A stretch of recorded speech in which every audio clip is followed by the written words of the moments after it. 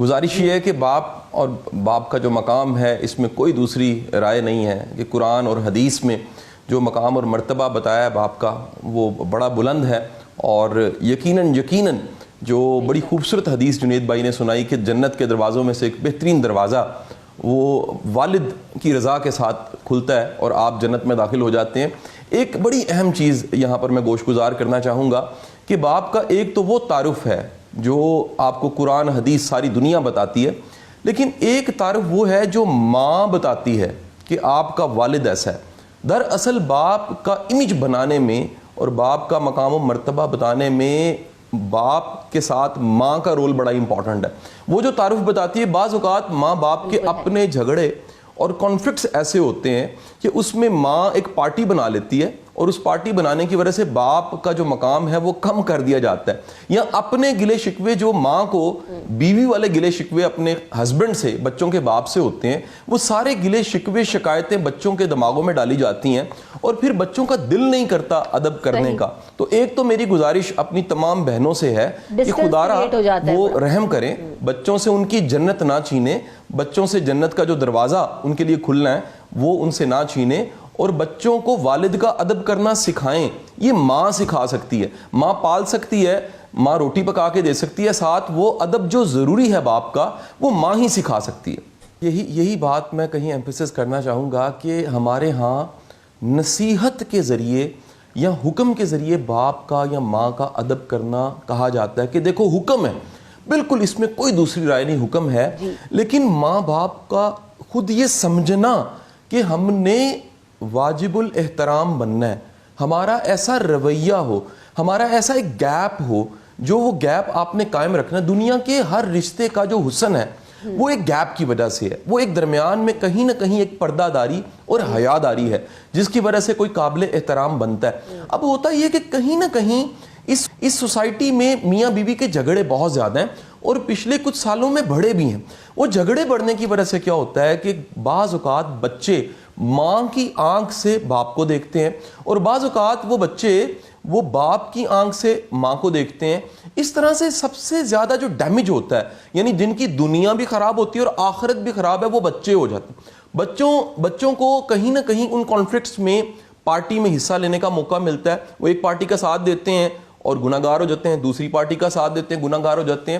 ضروری ہے کہیں نہ کہیں ہمیں اپنے بچوں کو، اگر ہم چاہتے ہیں وہ ادب کریں، تو کم از کم اپنے رشتوں میں وہ خوبصورتی لے کے آئیں کہ بچے اس رشتے سے وہ نرچر ہوں، آگے بڑھ سکیں اور وہ ہمارا ادب بھی کریں۔ ایک یہاں پر میں چیز ایڈ کرتا جاؤں، کیونکہ ہم نے کہیں قرآن سے سنا، حدیث سے سنا، میرا آج دل کر رہا ہے کہ میں نے جو میری تربیت میں اور میری گرومنگ میں جو میرے استاد کا، میرے مرشد کا بڑا ایک اہم رول ہے، واصف علی واصف صاحب کا، میں ان کے چند جملے آپ کو پیش کرنا چاہوں گا آپ کی اجازت سے۔ واصف صاحب کہتے ہیں کہ ماں کتنی نمازوں کے برابر ہوتی ہے؟ وہ کہتے ہیں ماں نمازوں کے برابر نہیں ہوتی، یہ بات نہیں ہے، ماں مکمل دین ہوتی ہے، یعنی ماں کا ادب، باپ کا ادب کہیں مکمل دین ہے۔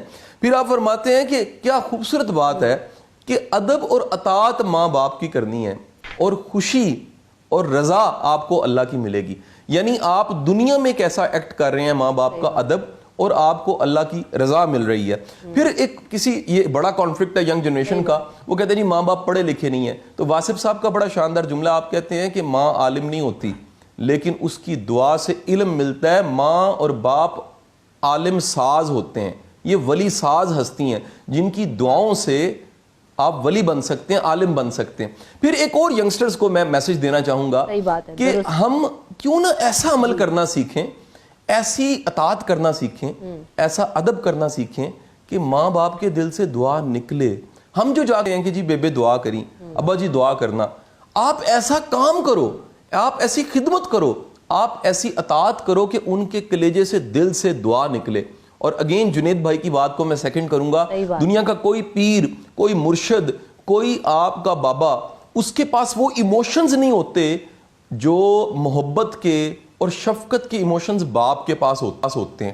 تو جسے اولین مرشد کہا گیا، یہ آپ کا پہلا مرشد، یہ جب بھی ہاتھ اٹھائے گا آپ کے لیے رو کے دعا مانگے گا، دل کے گداز کے ساتھ دعا مانگے گا۔ جب آپ کو پتہ لگ جائے کہ ماں باپ کی اطاعت یعنی ان کو راضی کرنے سے جنت مل جانی ہے، تو آپ کا کوئی کام بنتا ہو اور پتہ لگ جائے فلانے کے ذریعے کام ہو سکتا ہے، آپ اس کے دروازے پہ جا کے بیٹھ جاتے ہیں، وہ بھائی آپ کی جنت پکی ہو جاتی ہے۔ آپ ماں باپ کے پیر پکڑ لیں، آپ انہیں راضی کر لیں، آپ ان سے معذرت کر لیں اگر کوئی گلہ شکوہ ہے۔ کہ یہ جہاں بھی اس طرح کا کیس ملا ہے، میں خود بھی اس پہ میرا مشاہدہ یا میرا ایکسپوئر، میں نے دیکھا ہے کہ جب بھی کوئی خود ماں باپ اپنے ماں باپ کے اگر مؤدب نہ رہے ہوں اور انہوں نے گستاخیاں کی ہوں تو ان کو گستاخ اولاد مل جاتی ہے۔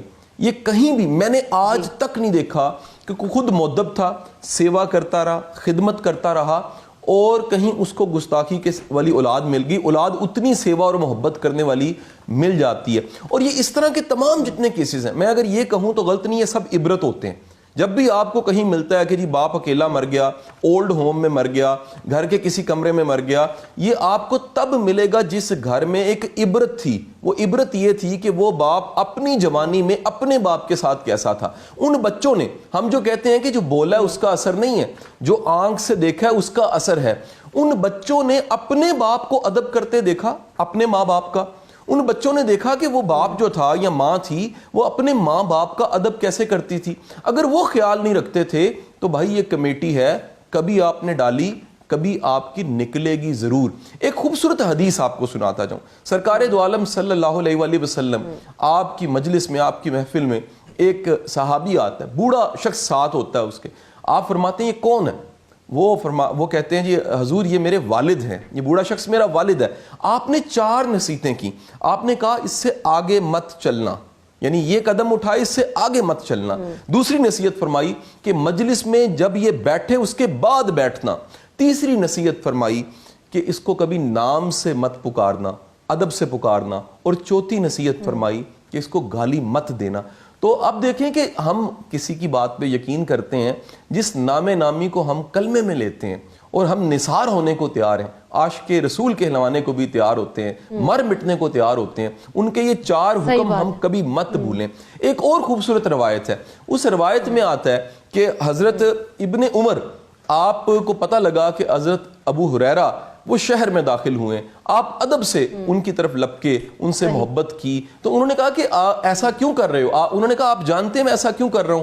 میں ایسا اس لیے کر رہا ہوں کہ حضور نے حکم دیا تھا، ارشاد تھا آپ کا کہ اپنے باپ کے جانے کے بعد اس کے رفقا، اس کے دوست، اس کے احباب، اس کے رشتوں کی بھی حفاظت کرنی ہے، اس کی بھی قدر کرنی ہے۔ تو آپ میرے والد حضرت عمر کے دوست تھے ابو ہریرہ رضی اللہ تعالیٰ عنہ، اس لیے میں آپ کا ادب کر رہا ہوں۔ تو ماں باپ کے جانے کے بعد بھی ان کے رشتوں کی قدر دانی کرنی چاہیے۔ ایک باپ تھا، اس کے 3 بیٹے تھے، اس نے گھر بنایا، بڑی زندگی کی محنت کر کے 3 پورشنز بنائے اور بہت تگ و دو کی، بہت محنت کی، زندگی بھر کی جمع پونجی اس میں لگا دی اور تینوں بیٹوں کو ان پورشنز میں رکھا کہ میرے بچے میرے جانے کے بعد بھی اور میری زندگی میں بھی یہاں پر اس گھر میں خوشی سے رہیں گے اور ان کو کسی طرح کی کوئی مشکل کبھی پیش نہیں آئے گی۔ ہوا کیا، جب وہ باپ مر گیا اور وہ دنیا سے رخصت ہو گیا تو جو گھروندہ اس نے اپنے تینوں بچوں کے لیے بنایا تھا اسے بیچنے کے لیے کہہ دیا گیا انہی بیٹوں کی جانب سے، کیونکہ اب وہ اس گھر میں رہنا نہیں چاہتے تھے یا وہ گھر ان کے مطابق نہیں تھا۔ بہرحال اس گھر کی بولی لگائی گئی اور ان کو بکوانے کے لیے بڑی تگ و دو کی گئی کہ اب اس کو گھر کو کوئی لے لے۔ بہت سارے لوگ آئے اور دیکھ کر گئے، کچھ کو پسند نہیں آیا۔ بہرحال ایک شخص آیا اور اس نے جیسے ہی اس گھر کو دیکھا اس نے کہا کہ مجھے یہ گھر بہت پسند ہے اور میں اسے فوری طور پہ لینا چاہتا ہوں۔ تو ڈیلر نے پوچھا کہ اسے گھر کو بہت سارے لوگ دیکھ کے گئے ہیں لیکن جو ہے نا کوئی حامی نہیں بھر رہا فوری طور پہ، آپ نے بس آتے ہی ایک گلانس میں اس کو دیکھا ہے اور کہا کہ مجھے یہ گھر چاہیے، کیوں؟ کیا میں پوچھ سکتا ہوں آپ سے؟ تو اس باپ کا کیا جواب تھا؟ اس باپ نے جواب دیا کہ میرے 3 بیٹے ہیں اور میں یہ چاہتا ہوں کہ میری زندگی میں اور میرے جانے کے بعد بھی میں انہیں یہاں پر یہ چھت دے جاؤں کہ وہ اس گھر میں رہ سکیں۔